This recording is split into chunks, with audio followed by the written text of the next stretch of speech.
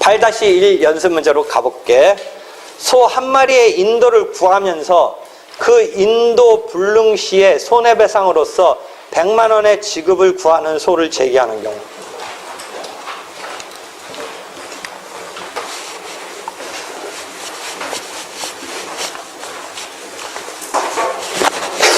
이거는 언뜻 느낌이 인도가 불능될 때 해서 예비적 병합일 것 같은 느낌이 드는데 조심해야 돼. X가 소 한 마리 지급 청구를 했어. 그런데 그래서 이겼어. 자기가 이겨서 이거 인도하라라고, Y가 X한테 인도하라라고 소 한 마리 인도 청구가 받아들여졌어. 그래가지고 그 판결문을 가지고 인도가 됐으면 되는데, 뭐 그렇게 해서 결론이 나온 거 인도에 됐는데 인도가 안 돼서 집행하러 갔더니 그 소가 뭐 죽었다든지 없어졌어. 그때 그러면 어떻게 해야 돼? 이긴 사람 입장에서는 할 수 없이 또 한 번 소송 더 해야 돼.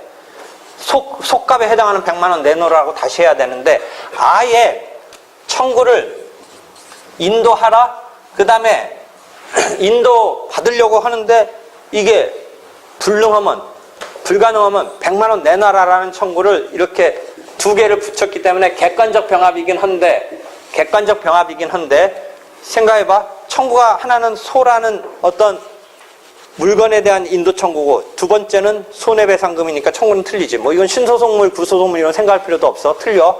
근데 그걸 동일한 주체 사이에 객관적으로 병합을 했는데, 용어 설명 때문에 예비적 병합으로 생각할 확률이 있는데, 이 경우는 예비적 병합이 아니라 현재의 이행의 소와 나중에 집행하러 갈 때 인도가 불가능할 때를 대비해서 대상 청구로서 장래 이행 청구 소송을, 즉 251조의 장래 이행 청구는 미리 청구할 필요가 있을 때 소의 이익이 인정되는데, 이 경우는 인도 청구, 소 인도 청구를 다투는 한도에서는 미리 청구할 필요도 있다고 보여. 그래서 장래 이행의 소로서 장래 인도 불능 시에 손해배상금을 내놓으라라는 청구를 1번에다가 2번을 붙인 거고, 이 경우는 1번 인도 청구가 인정된다는 전제하에 혹시 나중에 받을 때, 인도 받으려고 할 때 이 소가 없어졌으면, 죽었으면 어떻게 하느냐 해서 손해배상을 청구하는 장래 이행 청구를 현재 이행 청구에다가 장래 이행 청구를 객관적으로 단순히 병합한 그런 형태라고 봐. 이해할 수 있겠어요? 단순 병합이야, 이 형태는. 뭐하고 구별해야 되냐면, 그럼 이게 헷갈릴 만한 게 그 715면 16면에 이런 게 하나 있어. 여러분이 예비적 병합이라고 생각할 만한 게, 집행 단계에서 불가능을 생각해서 건 게 아니라 이행 자체가 불가능해.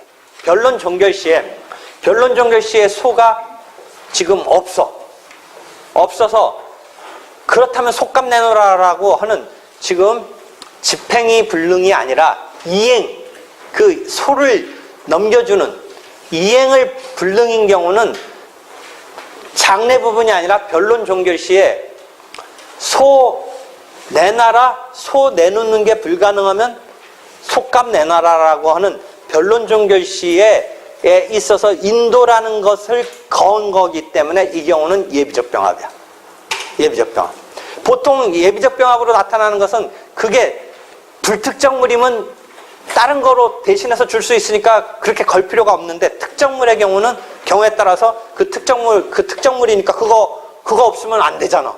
그거 없으면 안 되니까 그 인도, 그 하라라고 하면서 그게 그 특정물이 없어지는, 인도가 불가능한 것을 걸 때의 변론 종결 시, 이 경우는 집행 단계를 상정한 게 아니라 그 받는 것 그 자체의 인도에 있어서의 이행. 특정물의 경우는, 불특정물은 이행불능이라는 게 사실상 생각하기 어렵잖아.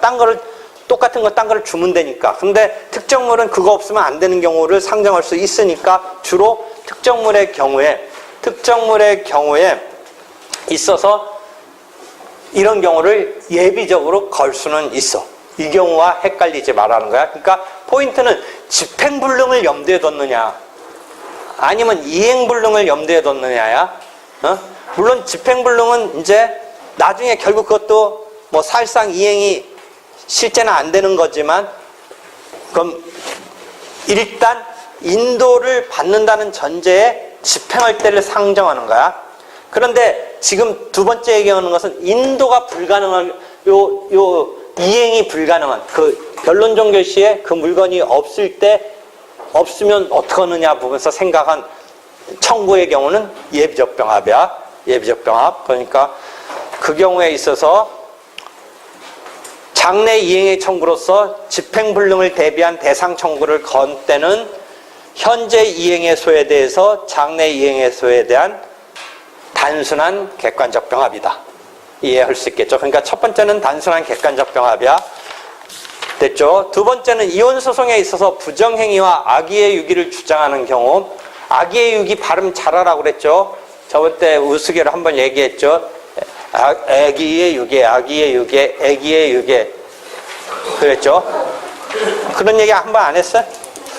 그것도 요새 또 개콘에서, 요번 주는 개콘은 이제 시국, 이제 슬픔, 애도 이러해서 안 했는데, 요새 또 그런 거 누가 나와서 쓰고 있던데, 무슨 범죄 현장에서 어떤 약간 사이코틱한 정신 나간 여자처럼 누가 나오지? 가죽 잠바 입고? 그거 있잖아. 이건 뭐 내가 잘해 하고서 나오는 여자 하나 있는데, 그 느낌 내가 아니까 하는 여자 누구지? 누구지? 응? 응? 예? 김지민?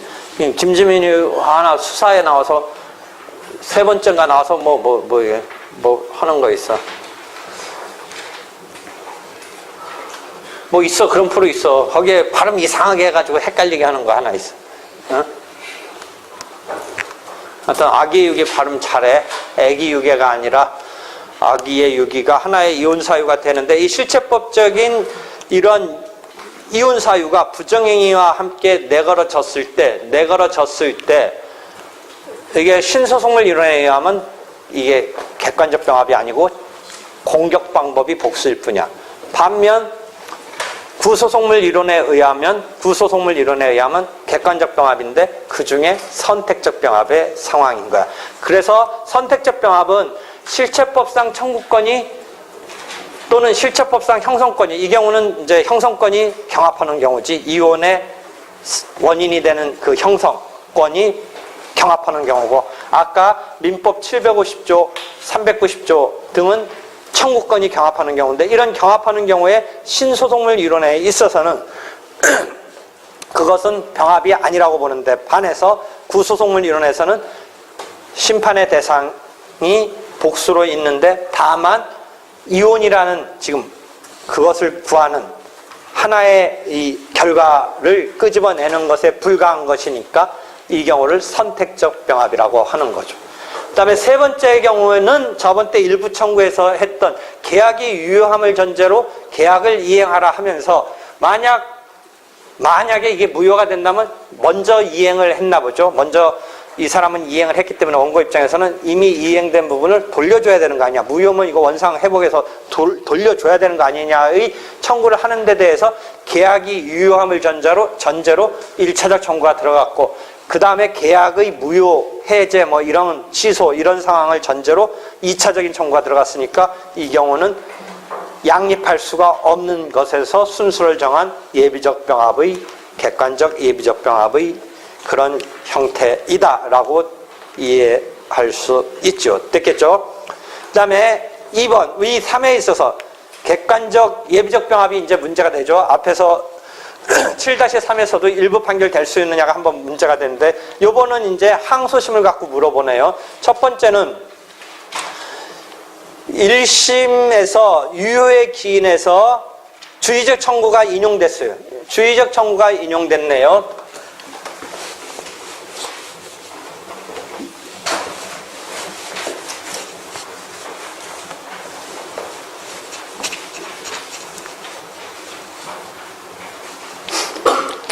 주의적 청구와 예비적 청구인데, 이건 계약이 유효함을, 이건 계약이 무효함을 전제로 이렇게 들어갔는데 유효함을 전제로 인정이 됐어요. 그러면 예비적 부분에 대한 판단은 없으니까 이게 일부 판결이에요? 전부 판결이에요?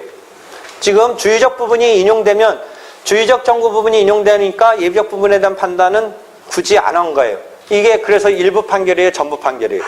전부 판결이에요. 이 경우는 원래 이 예비적 병합의 성질, 속성상 주의적 부분이 인용되면 그대로 예비적 부분 판단 없는 거고 이 예비적 부분에 대한 판단이 없다고 해서 일부 판결이 아니라 이거는 그대로 전부 판결인 거예요. 그냥 하나의 판결에 제대로 된 판결인 거예요. 그런 판결인데 판결에 대해서 항소를 피고가 했어요. 피고 입장에서는 뭐예요?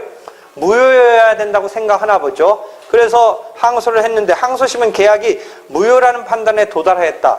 무효라는 판단에 도달했어요. 1심에서는 1번 청구만 인용되고 2번 청구는 가타부타 얘기하지 않았어요.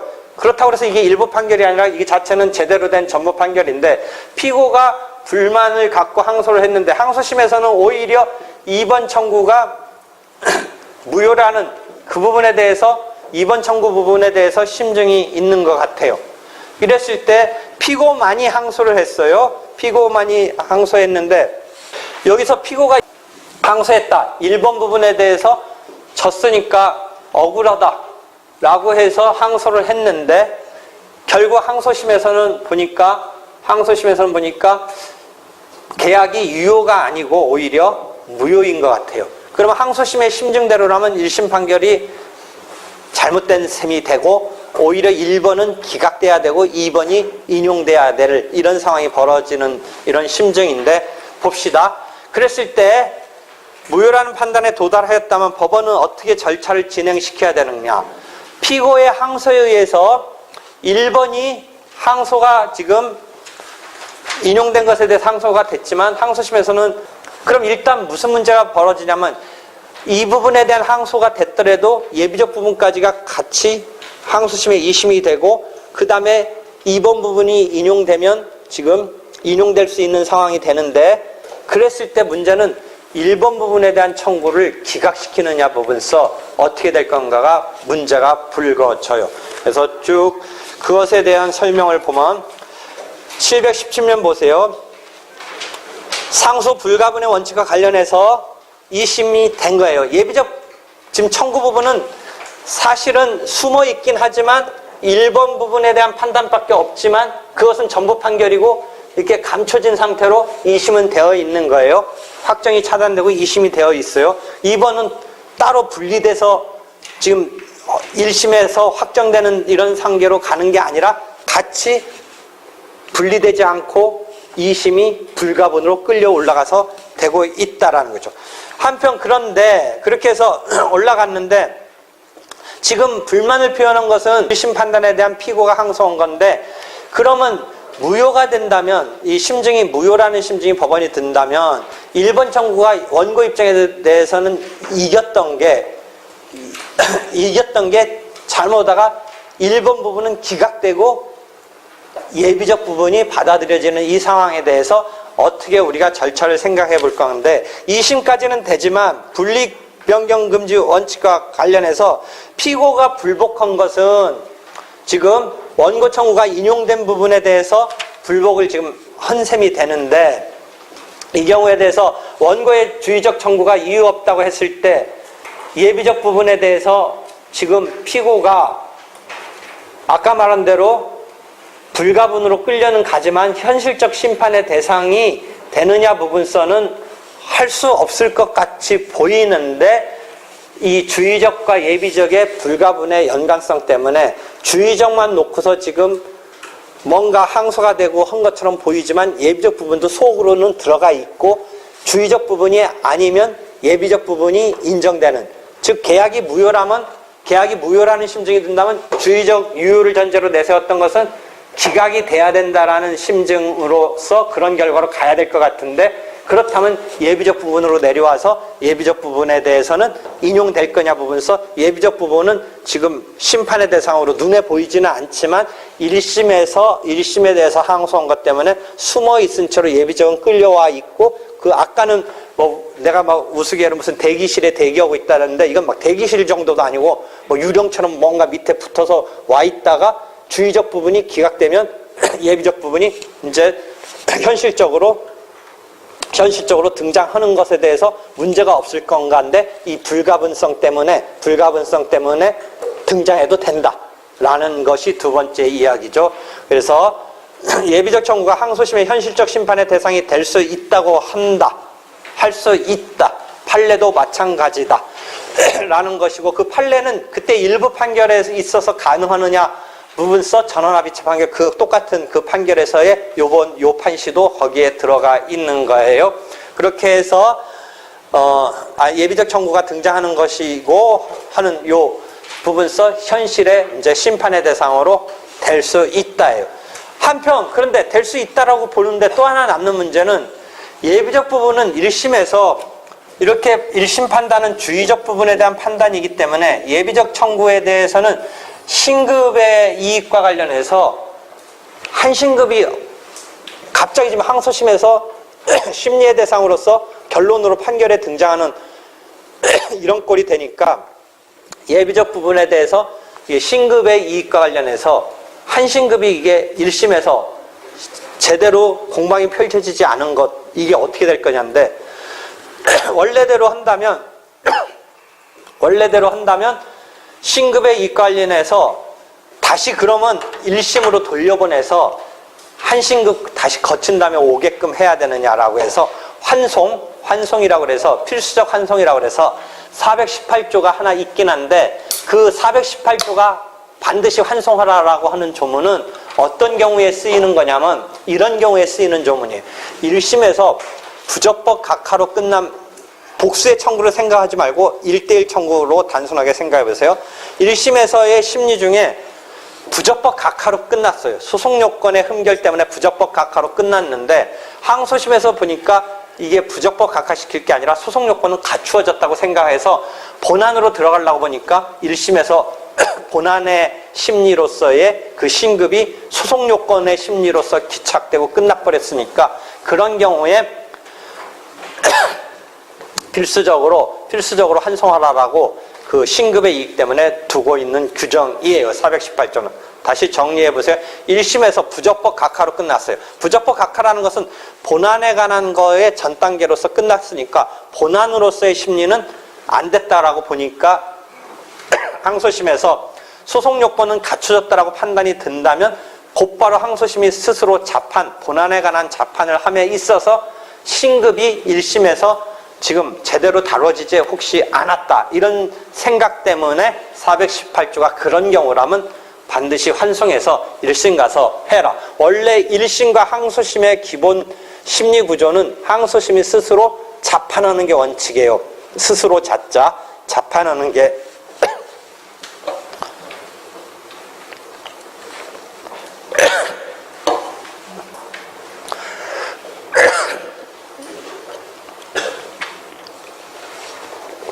자판하는 게 원칙인데 이걸 감기든 게 안 나나 계속 자판하는 게 원칙인데 이걸 갖다가 돌아가서 이 경우에는 하해야 한다라고 필수적으로 하고 있는 그 이유는 1심에서 소송 요건으로서 부적법 각하로 끝났기 때문에 본안에 대한 심리가 안 됐다라고 봐서 다시 돌려보내는 이런 조문인데 지금 이런 경우에 그 조문을 쓸 수는 없고 그렇다면 그래도 돌려보내야 되느냐 문제에서 조문 상황으로 그런 지금 상황도 아니고 그래도 신급의 이익을 갖춰 주어야 되느냐 문제에 봉착하는데 다만 어떻게 풀어가냐면 이것은 서로의 연관성 때문에 예비적 병합이라는 연관성 때문에 사실상 주의적인 거와 예비적인 부분에서 엮여있는 것의 쟁점은 뭐예요? 계약이 유효냐 무효냐 갖고 막 쟁점이 됐잖아요.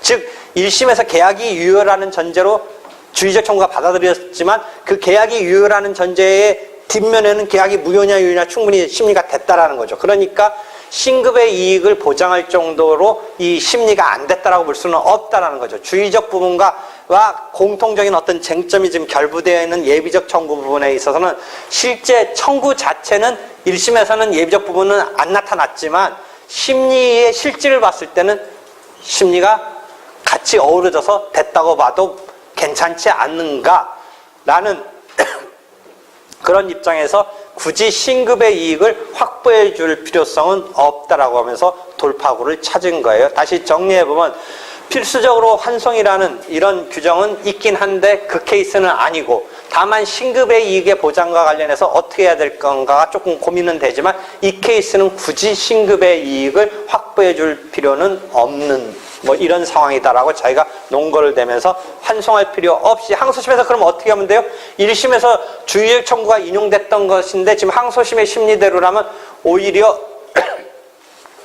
이 계약이 무효니까 주의적 청구는 기각시켜야 되고, 즉 1심 판결을 취소시키고 주의적 청구가 인용되면서 그대로 전부 판결로 내려졌던 1심 판결을 취소시키고 2심 판결문은 스스로 자판을 하면서 어떻게 돼요? 주의적 청구는 기각, 예비적 청구는 인용. 이해되겠어요? 그렇게 들어가면 되겠죠. 이해할 수 있겠죠? 그래서 거기까지 정리를 해보세요. 그 다음에 2-2는 매매계약을 무효라고 판단했어요. 무효라고 판단했으면 요거는 안 받아들여지고 1번 청구 주의적 부분 안 받아들여지고 예비적 부분이 받아들여졌어요. 예비적 부분이 받아들여졌는데 지금 주의적 청구는 안 받아들여지고 기각되고 예비적 청구는 받아들여졌어요. 그래서 매매계약을 무효라고 판단해서 주의적 청구는 기각하고 예비적 부분에 대해서는 인용됐는데 피고만이 항소했어요. 피고가 항소했어요. 즉 피고만이 항소했어요. 피고만이 항소해가지고 항소심은 매매계약이 오히려 항소를 했더니 어떻게 되냐면 항소심은 1번 청구를 지금 인용하려는 심정을 갖고 있어요.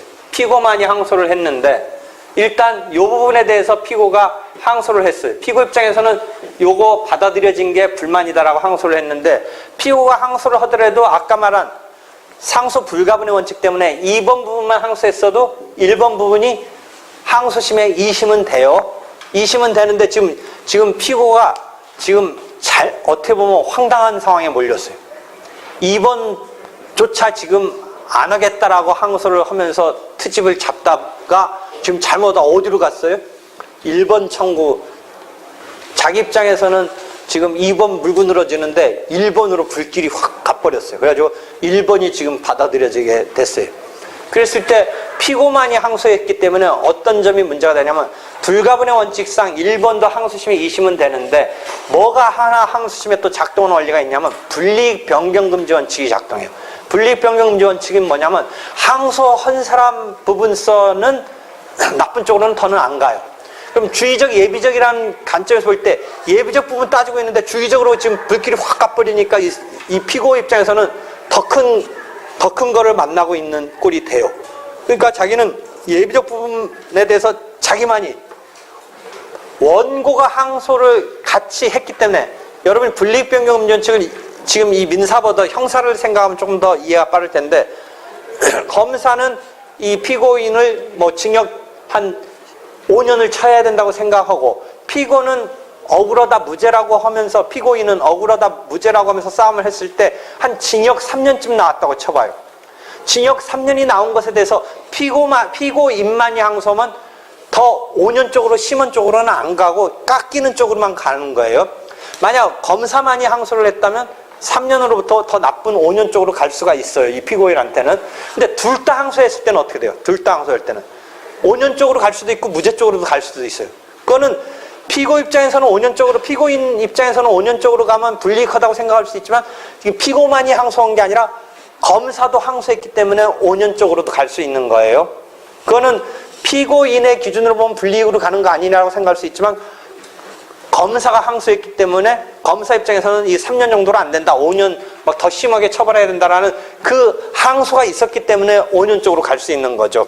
지금 여기서 보면 2번 부분만 피고만이 항소했기 때문에 1번 부분으로 가는 것에 대해서 피고만이 항소했을 때는 불이익 변경 금지 원칙이 문제가 되는데, 만약 원고도 같이 항소를 했다면 1번으로 가는 건 피고 입장만을 기준으로 하는 게 아니라 원고 입장에서는 그쪽으로 자기가 유리한 쪽으로 가기 위한, 불이익 변경 금지 원칙은 이제 이익으로 가는 이런 쪽에 있어서의, 지금 원고 입장에서는, 피고 입장에서는 불이익하지만 원고 입장에서는 이익이 되는 거잖아요. 그러니까 지금 피고 많이 했다라고 하니까 그런 문제가 불거지는데, 만약 원고도 항소했다라고 한다면 1번 주의적 부분에 대한 판단으로 들어가는 것이 문제될 리는 없어요. 근데 지금 아니기 때문에 그런 거예요. 피고 많이 항소했기 때문에. 그랬을 때 분리변경 금지 원칙이 어떻게 되느냐, 이 문제가 불거지는데, 통설과 판례는 그래서 주의적 부분에 갈 수 없다라고 그래요. 피고 많이 항소한 이 케이스에서는, 지금 두 번째 케이스에서는 예비적 부분에 대한 것이 무효로서 이렇게 1심이 판단된 것에 대해서 주의적 부분에 대해서 기각됐던 이런 것이 유효라는 심증이 든다라고 해서 주의적 부분을 인용하는 것으로 바꾼다면, 주의적 부분을 인용으로 바꾼다면 원래 1심을 주의적 부분은 기각되고 예비적 부분을 인용된 것이 피고만이 항소했기 때문에 피고 입장에서 본다면 나빠지는 쪽이 된다라고 봐서 분리변경 금지 원칙 때문에 안 된다고 생각을 하는 거예요. 그래서 이 경우는 원고가 쭉 읽다 보면 부대 항소를, 애초부터는 원고가 항소는 안 했어요. 그러니까 애초부터는 안 했는데 지금 심리가 그렇게 돌아갈 것 같으면 원고가 주의적 부분에 대한 것을 인용받기 위해서는 지금이라도 피고 많이 항소했던 것을 이용해서 원고 입장에서 부대, 거기에 이렇게 부대라는 느낌 알겠죠? 이렇게 관련돼서 부대해서 항소를 지금이라도 냈었으면 모를까, 그렇지 않은 상태에서 그대로 피고 많이 항소한 상황으로 끝끝내 가는 이 케이스에서는 주의적 부분에 대한 판단으로 들어가는 경우는 분리변경 금지 원칙 때문에 안 된다라는 게 통설 판례인데, 거기에 소수설은 그런 경우에 주의적 부분의 인용으로 갈 수 있어야 되지 않겠느냐의 뭐 소수적인 입장도 하나 내가 자세히 써놨어요. 국내에는 그냥 근거 없이 그런 입장을 취하는, 지금 돌아가셨는데 김홍규 선생님이 옛날에 있었었는데 근거는 없었는데, 굳이 내가 근거를 생각해 본다면 그 소수설의 근거는 그런 거예요. 원고가 부대 항소를 안 했더라도 원고 입장에서는 애초에 소송을 낼 때 주의적으로 내세우고 예비적으로 내세웠으니까 원고의 원래 생각은 주의적 부분을 받아들여지는 것을 먼저 원했을 건데, 1심에서 예비적을 받아들여졌기 때문에 그냥 자기 입장에서는 그냥 액션을 취하고 있지 않은 건데, 잘못하다 지금 예비적 부분에 대해서 이렇게 해서 받아들여지지 않고 무효가 된다, 무효였던 게 유효가 되면 지금 이거 그대로 가면 지금 어떻게 되는 건지 알아요? 원고 되게 벙쪄요. 1심에서는 2차적으로 예비적으로 내세운 걸 받아줬기 때문에 가만히 있었는데, 피고가 항소하면서 이게 무효가 아니라 유효가 되니까 2번 부분에 대한 것은 유효가 되면서 1번 부분으로 가지 못하니까 원고는 지금 하나도 이기지 않은 상태로 끝나버려요. 즉 뭐냐, 1심에서 예비적이라도 받아들여졌던 게 항소심에서 어떻게 돼요? 취소돼버려요. 항소심에서 취소되고 원래는 주의적 부분 인용으로 가야 되는데 주의적 부분 인용 가는 게 분리변경 금지 원칙 때문에 안 된다고 하니까 원고는 지금 벙찐 게, 1차전에서는 예비적이라도 건졌는데 지금 2차전에서는 건졌던 예비적이 자기는 지금이라도 부대 항소도 안 했다는 전자에서 자기 책임으로서 그러면 주의적은 1심에서 날아갔던 거고 예비적 이겨놨던 것은 항소심에서 날아가 버리면서 지금 원고는 갑자기 벙쩍 버려요. 그러니까 이 소수설의 입장을 거기다 내가 나름대로 근거를 써줬어요. 근데 여기서 내가 소수설을 취할 것 같냐? 라고 하는데, 그렇게까지는 나는 여기서는 안 그러고 그냥 통설이나 판례처럼 봐줘야 되지만, 나는 그렇지만 이 원고의 안타까운 입장을 내가 그래도 놓칠 수는 없는데 이거 어떻게 썼어야 되느냐. 법원이 나 몰라라 하면 안 된다는 거죠. 지금 예비적 부분 법원이 날리려고 생각하는 거예요.